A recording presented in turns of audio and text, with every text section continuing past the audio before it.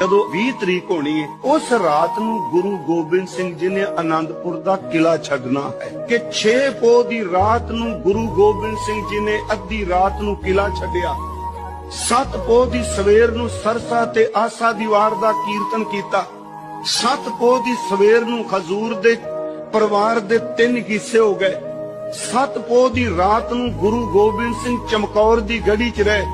8 ਪੋਹ ਦੀ ਦੁਪਹਿਰ ਤੋਂ ਬਾਅਦ 2 ਸਾਹਿਬਜ਼ਾਦੇ 3 ਪਿਆਰੇ ਤੇ 34 ਦੇ ਕਰੀਬ ਸਿੰਘ ਸ਼ਹੀਦ ਹੋ ਗਏ। ਇਧਰ ਫਿਰ ਪਾਓ 7 ਪੋਹ ਨੂੰ ਮਾਤਾ ਗੁਜਰੀ ਜੀ ਕੁੰਮੇ ਮਾਸ਼ਕੀ ਦੀ ਝੌਂਪੜੀ 'ਚ ਰਹੀ। 8 ਪੋਹ ਨੂੰ ਮਾਤਾ ਗੁਜਰੀ ਜੀ ਗੰਗੂ ਦੇ ਘਰ ਰਹੀ। 9 ਪੋਹ ਨੂੰ ਮਾਤਾ ਗੁਜਰੀ ਜੀ ਮਰਿੰਡੇ ਰਹੀ। 10, 11 ਤੇ 12 ਪੋਹ 3 ਰਾਤਾਂ ਠੰਡੇ ਬੁਰਜ ਤੇ ਰਹੀ ਤੇ 13 ਪੋਹ ਨੂੰ ਗੁਰੂ ਕੇ ਲਾਲ ਸ਼ਹੀਦ ਹੋ ਗਏ। 8 ਪੋਹ ਵੱਡੇ ਸਾਹਿਬਜ਼ਾਦੇ ਸ਼ਹੀਦ ਹੁੰਦੇ ਆ, 13 ਪੋਹ ਨੂੰ ਛੋਟੇ ਸਾਹਿਬਜ਼ਾਦੇ ਸ਼ਹੀਦ